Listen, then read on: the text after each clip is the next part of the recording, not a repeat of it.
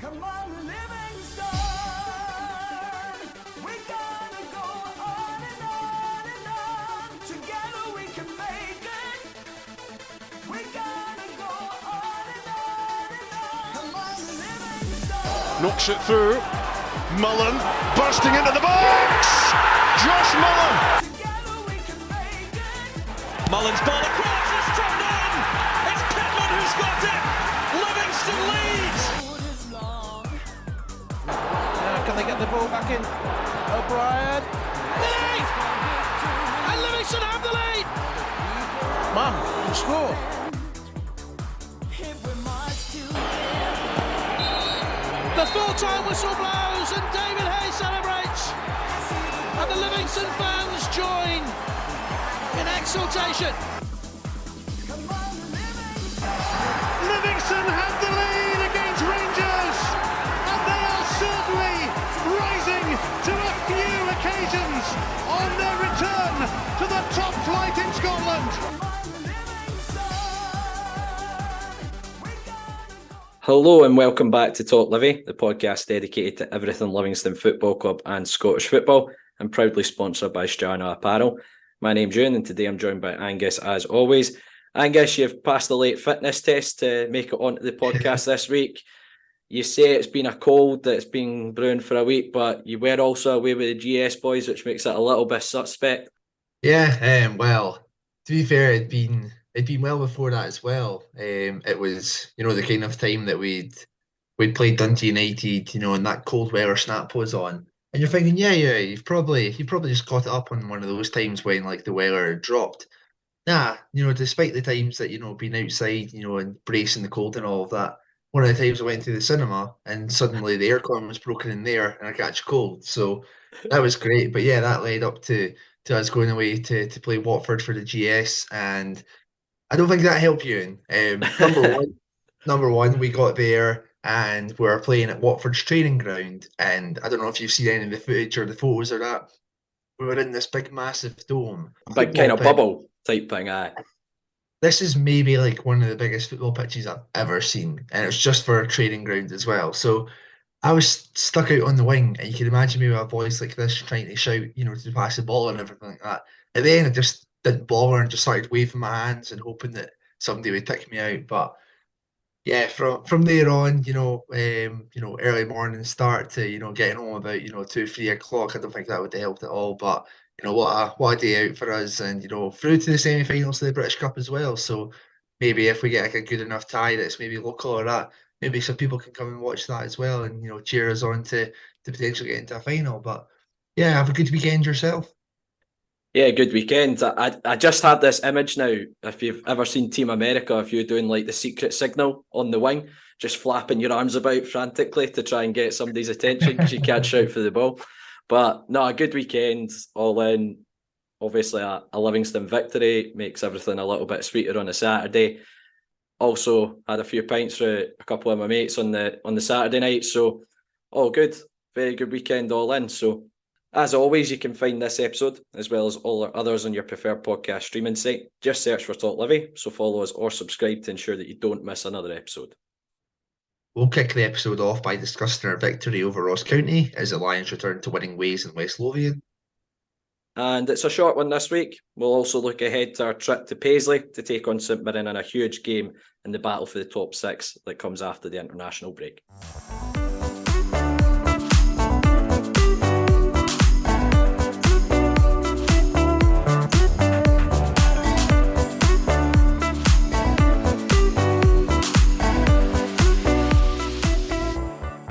Ross County made the trip from the Highlands to take on the Lions on Saturday. Quick fire goals from Joel Newbley and Nicky Devlin would do enough to secure the 3 points and see Livy jump back into the top six. Euan, what were your thoughts on this match then? Yeah, it was interesting to see Davy stick predominantly with the team that started the game against Dundee United, in particular that midfield three, which I think both me and you raved about in terms of especially their first half performance, Shinnie, Holt and Pittman. And there was no Stephen Bradley. He had a slight knock, so he came out the side, and it was James Penrice that was playing on the right-hand side, which I'm sure probably raised a few eyebrows.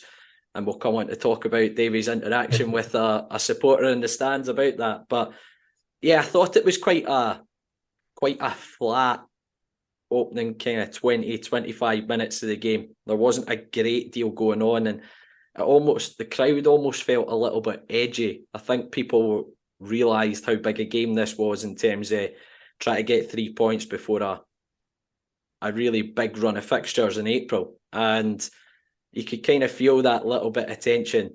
Not that Ross County were causing a great deal of problems either. There was a ball over the top for Eamon Brophy, which got flagged offside.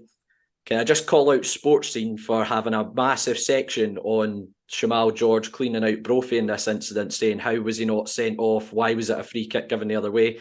Simply because it was flagged offside. And that's why it wasn't given. But yet nobody in Sports Scene at the BBC has picked up that there was an offside given in that passage of play. But it was one of those classic ones where the linesman's waited to raise his flag and tried to let the play go on. There's probably an argument why you shouldn't do that, because there could have been a serious injury for Eamon Brophy and probably lesser Nicky Devlin in that particular incident. But yeah, there wasn't a great deal of fluid football being played. It was very bitty, very scrappy, and Ross County probably had the first, I'd say, clear-cut opportunity, which was ball was flicked on from a corner. Keith Watson came in at the back post and put it into the side netting. But it's amazing how a game of football can change so quickly, and managed to go 1-0 up. James Penrice manages to get the ball into his left foot. Fantastic delivery to the back post for Joel Newbley, and it's a superb header as well. Kind of went in a little bit of slow motion, but it's that textbook header, put it back where it's come from, and puts it into the far corner and beats Laidlaw with it, to which Davy Martindale was searching for a fan who was asking why you're playing a left back on the right wing.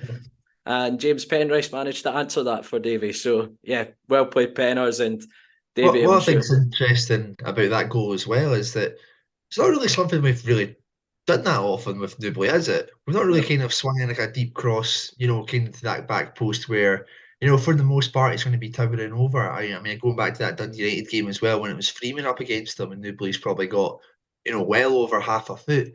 Maybe it's something that, isn't too bad an option for us to maybe start trying out a wee bit more. Obviously, at times we like to go a wee bit direct. There's nothing stopping that deep cross going into those kind of areas or whatever like that. So maybe it's something that, they could possibly work on. And, if you're going to have to be chopping and changing between the likes of Penrice, Bradley, or whoever on that right wing, it's, maybe not a bad outlet. We always talk about Newbley being an outlet in a number of different ways. And, maybe a difference could be made if we have him, kind of pinning defenders into that box and, attacking balls like this. Because, yeah, it's probably one of the first examples you can think of us actually doing that, eh?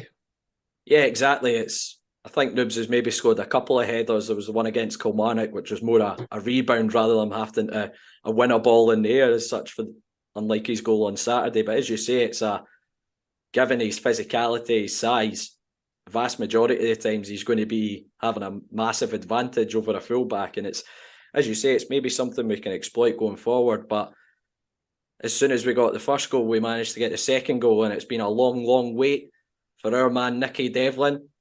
We have sponsored his home shirt for 3 years, and he's finally got his first home goal. Fantastic finish as well. It's initially very good play. Joel Newbley's spun on the halfway line, played a great ball out to Nicky Devlin on the right-hand side. A questionable challenge by, I think it's Josh Sims, who just seems to fall over. It's a bit like your one when you broke your wrist, Angus. Nobody near him just collapsed. But Nicky's ran through. He's had a good initial effort, which Laidlaw's made the save from. Pitts has rolled it back into him, and it's an absolute thunderbolt into the far corner from Nicky. And what a way to get your first goal at the Tony Mack. And that had us all of a sudden in this really comfortable position. And I was saying at half-time, I don't know if you remember the game a few years ago against Ross County where Dyke scored a hat-trick, won 4-0. We were 2-0 up at half-time in that game, and I couldn't help but think we've not even played that well, and we're sitting 2-0 up, and we were much better in the second half of that particular game. And it was echoing that game, in my opinion. We were 2-0 up without being particularly great in the game. but we were sitting in a very comfortable position. And I thought start of the second half, again, seemed pretty comfortable in the game, to be honest. Had a couple of opportunities. Nicky Devlin had one. Laidlaw's made a save at his near post, I think, with his chest. And then Ross County essentially get a goal out of nothing. It's a long ball over the top for Eamon Brophy. Kind of echoed a little bit of the goal he set up when he was at St Mirren for Curtis Main, just at the turn of the year. And Murray gets in between Morgan boys. I think Morgan's caught getting dragged towards the ball a little bit. So he gets in between him and Montano, and he's kind of bundled it in the net, essentially. And there was a long check for an offside, and the goal's given. And in fairness to Ross County, they went for the game. They had 4 or 5 forwards on it at one point as we were trying to see the game out. And guys next to me are screaming for Davy to make a change to go to 5 at the back. But for me, there was, every time we looked to counter on them, we looked like we could potentially get another goal and seal the game that way. So there was a possibility to do it in that sense. And Bahambula came on, was offering a little bit in terms of stretching the game as well. Nicky Devlin almost scored a fantastic solo effort where he's burst from right back. He's pulled it onto his left foot, and again, Laidlaw's made a save. I think Brophy had a chance late on, which James Penrice has made a fantastic block as well, showing the other side of his game on Saturday, more defensive-minded rather than the attacking display. And I think we did enough to win the game, and I think we probably just edged it on the piece. But it was probably one of those games where the performance wasn't essential, it was more the result, and it sees us leapfrog St Mirren back into the top 6, going into that massive game against St Mirren as well after the international break. So because you've got that little bit of a breather, it has the players going into that, as I say, the international break with a bit of a more positive mindset, having ended a lot of results. And as I say, I think we edged it and probably just merited the 3 points.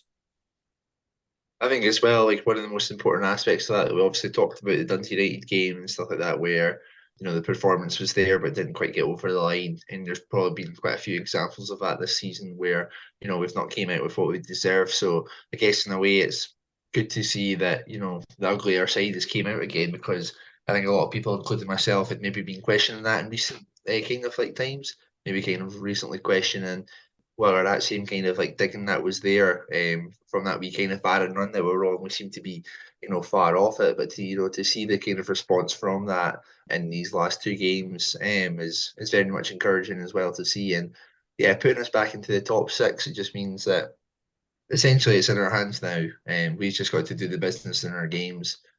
Decent enough run going into the split. Hopefully we can kind of keep that up, but as you say, it's an absolutely massive game this next weekend, which we'll get on to talk about later. But yeah, very positive to get the 3 points. Obviously, I wasn't at the game, Euan, but is there any players you'd like to single out for for particular praise?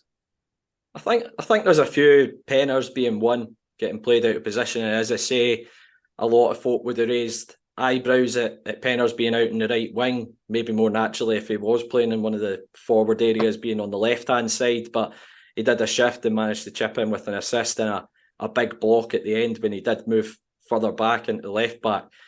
Again, I thought Luigi De Lucas was fantastic. I thought he had a very composed game, and he's just won our Player of the Month that's voted for by the fans. So I think the fans have noticed how good his displays have been in the last couple of games as well. A couple of mentions, you need to mention Joel, who Davey was saying had phoned in sick on the Friday and had still managed to play 90 plus minutes in that game, and maybe wasn't at his ultimate best, Joel, but he still put in a performance and it chipped in with a goal. But I think the biggest one has to be Nicky Devlin, to be honest. I thought Nicky looked right back at his best I've seen Nicky, the kind of all action fullback that we saw when he first arrived at Livingston, in terms of bombing forward as well. And there's been a lot of chat about Nicky in the last couple of weeks, in particular because his contract's up at the end of the season. Davy's been very open in the press talking about it, and he's almost resigned himself to Nicky leaving. Nicky has said he's basically assessing his options. He's not closed the door in it. But anyone who was maybe questioning Nicky's attitude, I think that performance on Saturday just shows you that he's all in. And we kind of said that a couple of weeks ago, Angus, didn't we? That Nicky's the type of character that's going to sit in down tools and play out his contract. I think he's very much a heart in his sleeve type of guy. And if anyone kind of saw the little clips that the media team put together of his celebration, you can tell how much it means to him. And he was right back at his best, Nicky, on Saturday. And if he gives us that between now and the end of the season, if he moves on, he moves on, and we'd obviously wish him the best of luck as well. But that was a fantastic performance, and hopefully more of that going into this big run of games for Nicky as well. Very much good to see that kind of side of the character. It could be very easy for players to take that criticism and maybe go and huff of it a little bit. But for a player to come out and to showcase to bring out such a show in that manner is very, very pleasing to see. Knowing that he's going to give it all, which I don't think anybody would have ever doubted at all. So yeah, hopefully if this is going to be the last 9 games or so for Nicky, then hopefully it's going to be a memorable one, and one that ends up in a successful kind of reign in the top 6 as well. As you say, getting them back to that kind of attacking side is something that we've probably not seen too much, maybe in the last season or half, perhaps. I don't know if it's maybe the changes in defence and stuff like that is maybe forced them to kind of sit back a little bit more. But I think, even just looking at the highlights, you just see like the threat that he offers, and maybe that's going to be a kind of something that's going to open up an avenue. Still think it's quite mental that he's never kind of been in contention for sort of the Scotland squads and everything like that, considering how short for options that we've been in there, and like Stephen O'Donnell's played so often there. I've seen Ralston's called up for the national team now, where he's probably not played too much, but maybe it's going to be. Do you think it's going to be that kind of example, Euan, where he's going to leave us, go to somebody, and then that opportunity may come if he joins the likes of a Hearts or a Hibs, perhaps? Thoroughly enough, you mentioned Hearts and Hibs being teams he's linked with. I saw an article, I think it was with the Evening News, possibly Barry Anderson that wrote it, and he was talking about players out of contract that Hearts should be looking at, and one of them was Nicky Devlin, because I think Michael Smith's out of contract at Hearts, and Nathaniel Atkinson's the other kind of right back option who's been out of favour. So every chance that Nicky might go along the road. I saw a little snippet from Davey. He was looking at clubs down south from, so he obviously doesn't want Nicky playing against him next season, which that would be great. So if Davey can find him a club down south, that would be fantastic. Well played, Davey. Keep Nicky from bombing down our left-hand side in future games. But yeah, I think any club that got Nicky would be lucky to have him. We've seen what he's done at the football club. By the time he leaves, he'll be close to 150 appearances. I think it was 137, his appearance at the weekend where he got his first home goal. So, close to 150 appearances, and that includes a big injury layoff he had for 4 or 5 months as well in his opening season at the club. So, he could have got closer to the 200 mark, which not many players have done it at Livingston. But yeah, I think he's the type of player, the likes of an Aberdeen or Hearts, Hibs would be lucky to have. I think he's still got a lot left in him, Nicky, as well. So obviously I would much rather he just stayed at Livingston. The reality is, I think he'll get better financial packages elsewhere, as Davies alluded to.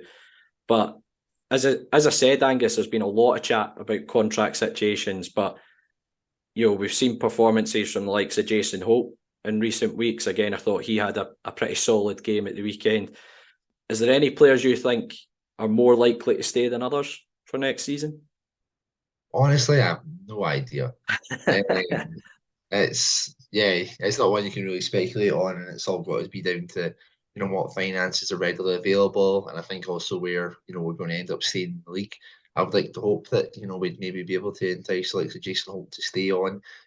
Obviously, with like St Devlin leaving, we're talking about potential captains, and that would be my choice. If he was to stay, I would put Jason Holt as captain. But yeah, it's so uncertain right now. I don't know if it's going to be an interesting kind of one, because obviously we're going to have an eye for next season. So I'm sure Davey's already planning on some bodies to be bringing in. So it may end up being a fact that we may get something secured, and then by the time the decision is made, it's like, well, we don't actually have the the space for you or whatnot. So I would love for the majority of the players to be kind of kept on. That's not realistic, but guess we'll see, and it's always that fun in quotation marks, part of the season where that transfer uncertainty's there. But yeah, we've got to support the team. Back Davy, we know how many times we went into these kind of situations. We've lost key players, for the most part, like every season, and bounced back very well. So who says this isn't just another one of those?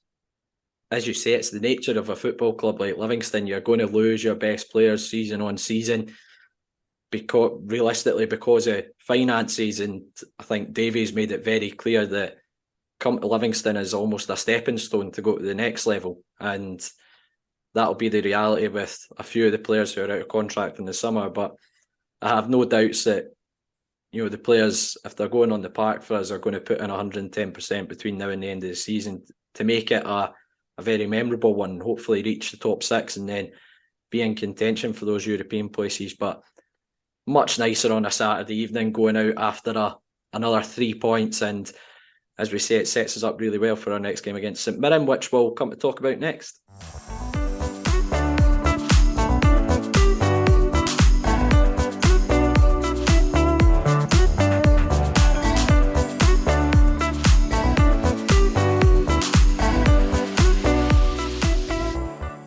We're delighted to have Strana Apparel as sponsors of Talk Livi. UK based with a Swedish soul, we are Strana. Strana is an independent fashion brand from Scotland who create high quality and stylish attire for on and off the terraces. Inspired by terrace culture, lifestyle and music, all their clothing is designed using quality materials and workmanship to combine the very best style and fit. All of this means you get a premium quality fashion at affordable prices while enjoying a simple and secure service. As a bonus for Talk Livi listeners, you can get 10% off your order using the code TalkLivi at the checkout. We'll also have some exclusive giveaways during the season, so keep your eyes peeled on our socials for those too. And thanks to Sterner for sponsoring Talk Livi.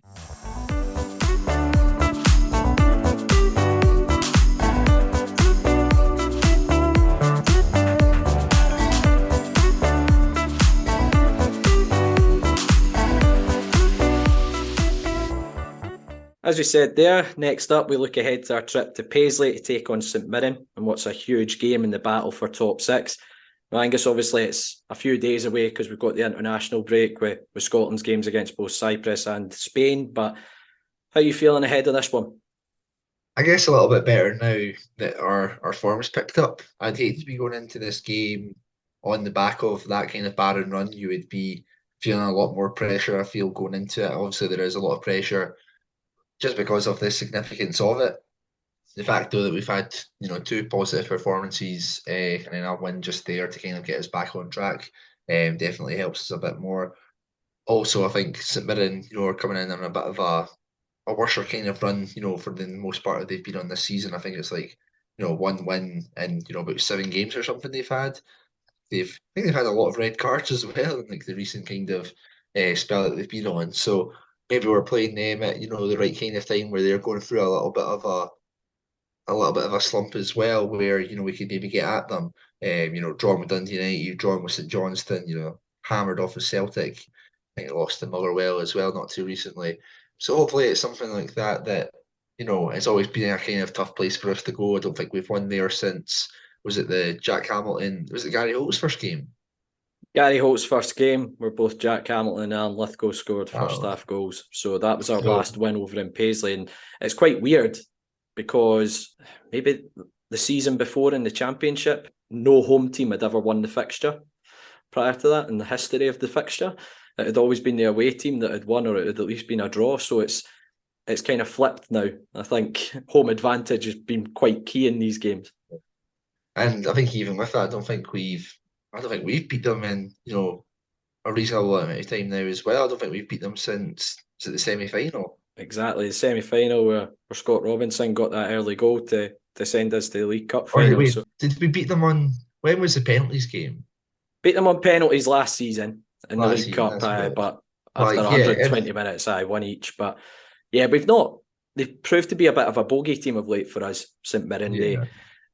Maybe like a diet version of Motherwell in a way. Like when we play Motherwell, we just know we're not getting anything. With St Mirren, I think there's been like a little bit of, hope and whatnot of, us maybe getting something. But Yeah, it just seems to be something quite strange. I think they've always been extremely tight games. I mean, you look at the loss that we had earlier in the season, the 2-1 at there, should never have ever lost. That's probably the one that I would say, is maybe the example out with of that.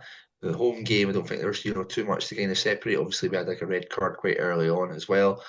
But I think we know what to expect from this kind of match. It's going to be a bit of a battle. It's going to be, whatever team is going to have that little bit of quality in the end that's going to make the difference. And it's going to be an interesting game, and I think it's one that could possibly do with being on better coverage. If we were in like a better world where it's a crucial game that's going to get more eyes on like the product and all that, it may be a more interesting game for a neutral rather than. I don't know if this is the same weekend, but I just seen that Hearts versus Ross County's been picked for a Sky Sports game, which is like, why on earth are you doing that? But going into this, it's going to be massive. Obviously, you're kind of looking at this as maybe being whoever wins this could end up in the top six. If we win this as already, sitting in sixth place, that gives us, such a massive advantage over them, and again puts the ball further in our court. But it's going to be a tough one for sure because we know what St Mirren have been like this season under Stephen Robinson. At home, they've had a great home form. I think they've only lost twice to Hibs and Celtic. Yeah, we're going to have to be fully at it if we're going to come away with 3 points here. Yeah, as you say, it's going to be an incredibly difficult game, but it's a big opportunity to potentially rule them out of the top six if we were to go there and win. Looking at St Mirren's remaining fixtures, ourselves in Paisley, they then travel to Tynecastle, then travel to Ibrox before having Kilmarnock as their last game before the split. So it's a big opportunity to put some distance between ourselves and them, almost lift a bit of pressure off us going into our last 3 games a little bit as well, unless they produce probably a more shock result. But they've been very strong at home this season, St Mirren. Pretty much since Stephen Robinson's come in, they've been very good at home. As you mentioned, that home record, I think they've played 15, won 8, drawn 4, and is 3 defeats. So 28 of their 38 points have all come at home, and they don't concede a great deal of goals there. Prior to the Celtic game recently, they'd only conceded 9 goals at home. So, and 5 goals all coming against Celtic when they were down to 10 men. So they're very stuffy. They're a very Stephen Robinson-like team, play a 5-3-2 pretty religiously. Stephen Robinson, I always talk about this, likes to talk up brands of football and how his teams play. I don't think St Mirren play a particularly attractive brand of football, but they're very effective and they're clearly a well-coached side because they're difficult to break down, don't give you a great deal of chances. But talked about having a few red cards, suspensions, looking at their team that played against Dundee United, looked like Alec Gogic played at centre-back rather than the middle 3 in the middle of the park. Might be struggling a little bit with a few injuries or suspensions here or there. But in terms of players who are in a bit of form for St Mirren this season, Curtis Main, he's a very difficult opponent, very physical. He's got 6 goals this season. Maybe not in terms of an ultimate goal threat, Curtis Main, but he certainly occupies centre halves and keeps them very, very busy. Mark O'Hara's also chipped in with 6 goals this season from the middle of the park, albeit I think a handful of them are probably penalties. I would assume he's St Mirren's penalty taker. And then the boy Ryan Strain at fullback, Aussie fullback, he's been very good, a very good addition for St Mirren, I think, this year. He's got 5 assists from fullback. So, and Scott Tanzer on the other side as well is a pretty handy fullback. So we need to be very wary of their delivery into the boxes as well. But it's one of those games, I think if you go in there and win the battle, you've got a very good opportunity of potentially winning the game. And it's about time we ended that wee who do it in Paisley, isn't it? As you say, the games have always been very tight.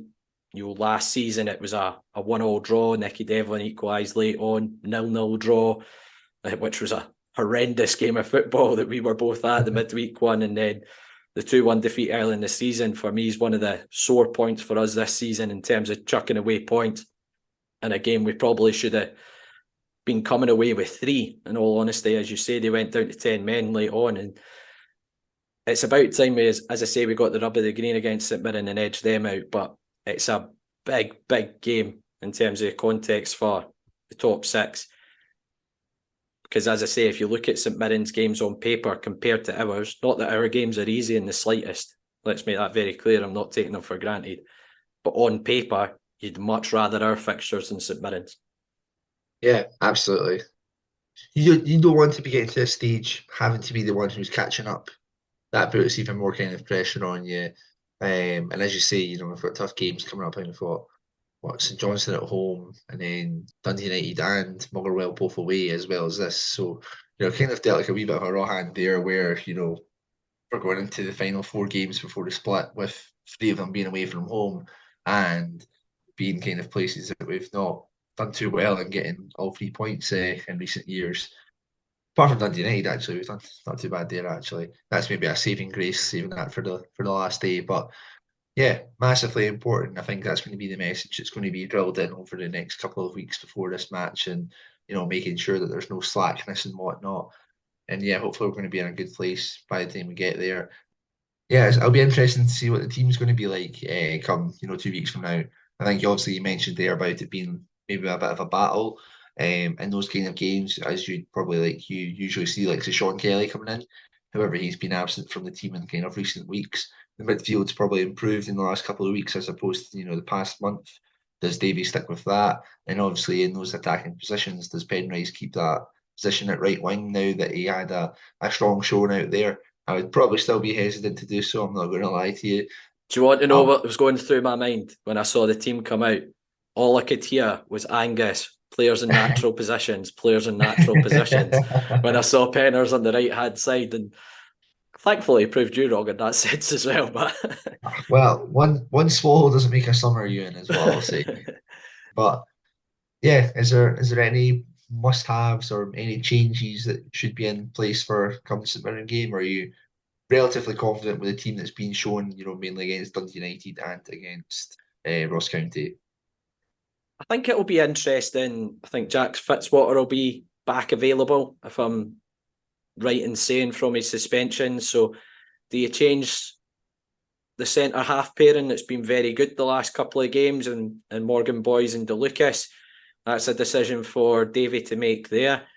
As you say, that midfield three's put in another fairly solid performance. As much as we've raved about Stephen Kelly on the podcast, that's seen him drop to the bench. But, Davy's very much, if whoever's in possession of the jersey, there's ways in and out of the team, and they've found a way into the team in the last couple of games. In terms of that forward three, be interesting to see what he does. I know Davy again was talking about players maybe carrying knocks here and there. He was pretty confident Stephen Bradley would be back for the St Mirren game, so whether he comes into the side would remain to be seen. As you say, Penner's put in a very good performance, so if he was to start the game again, you couldn't really argue with it, to be honest. I know the game early in the season, it'll be interesting to see how we actually set up, I think, at St Mirren, because we have at times gone and matched them up quite a lot and played a 3 at the back, especially at Paisley. We've gone and matched them up playing a 3 at the back or a 5 at the back with wing backs, and Dylan Bahambula played as the wing back from memory the first game there this season. So whether that would be an option, I don't know. So it'll be interesting to see what Davy does with the team, but players coming back into fitness as well hopefully gives him a fuller bench to look at for the game. And as I say, he's been known to tweak his shape a little bit when he's played St Mirren the last couple of seasons as well, to kind of almost match them up. And it's made the game into a bit of a stalemate at times. So whether he does that again, or whether he decides to kind of stick with what we've been going with this season, which is that 4-3-3 predominantly, or 4-3-2-1, would remain to be seen. But prediction, Angus, what are you going for? Tough. Oh dear. I'm going to go for a 2-2 draw. 2-2. I can't really confidently say about going to St Mirren and getting the 3 points just based off of our form kind of against them recently. I'll go for 2 each. Confident we can get something. I don't think there's going to be too much that can separate the teams. So hopefully an exciting game. And if not, hopefully it cements it to a 0-0 draw instead. I wanted to go draw as well, but it's amazing how one result changes my thoughts on a prediction, and I feel all of a sudden I need to be really positive. Bugger it, I'm going to go 2-1 win for Livy. I'm going to see us add to the list of defeats, a very short list of defeats in Paisley for St Mirren this season. 2-1 Livy. I'm going to go for, because I'd expect them to probably score. I can't see us keeping a clean sheet necessarily, but I think we've looked more threatening the last couple of games. So, yeah, I fancy us to go there and end the hoodoo. But let's get a really good support going along to Paisley. It's a massive game for the team, and we've been at a few games this season where we've had a decent, noisy away support. Kilmarnock, Hearts spring to mind, and it's helped the team pick up some decent results on the road. So I'm sure they'd appreciate a decent, noisy following over in Paisley for what is a massive game.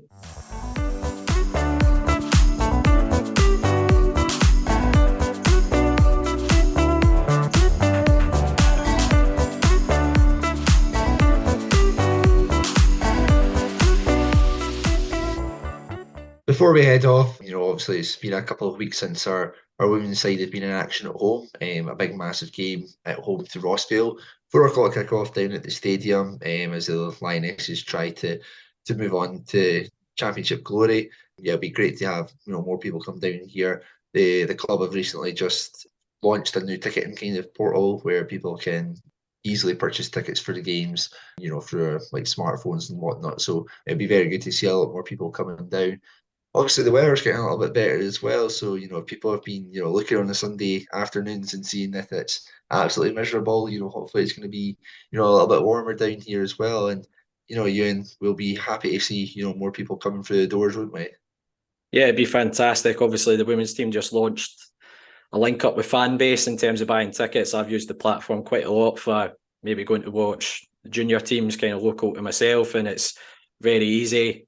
Nothing worse than when you had to pull out a tenner to pay £3 to get in, but it gives another option for folk to buy a ticket to go along to the women's game. And with no men's fixture this weekend because of the international break, great opportunity for folk to get down on Sunday, first versus third, I think, if I'm right in saying, with Rossvale sitting third. So big game for a ladies' side, as you say, in terms of going for promotion. So get yourselves down on Sunday afternoon.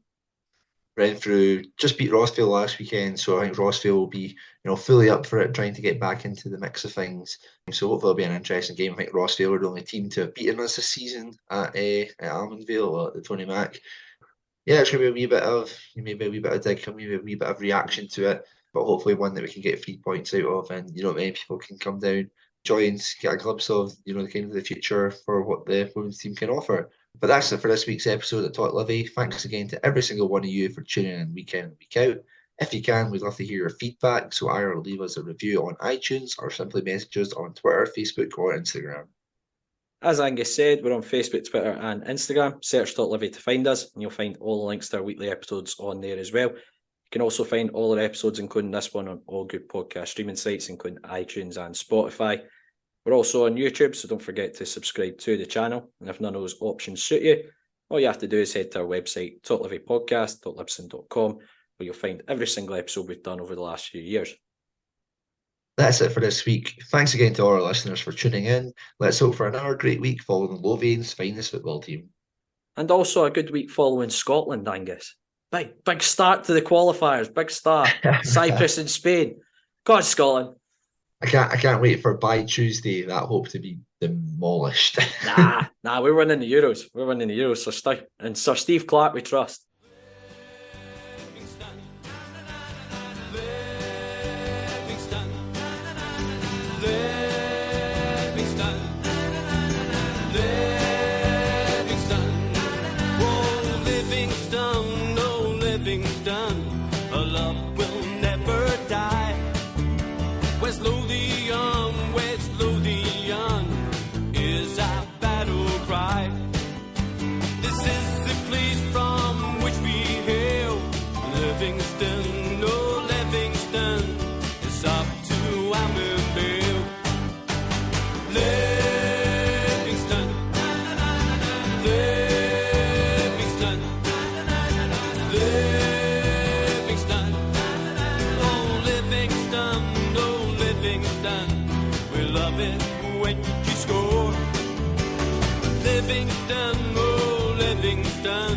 The Almonville Lions roar.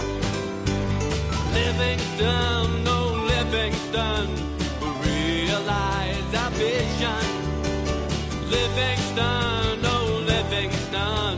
to the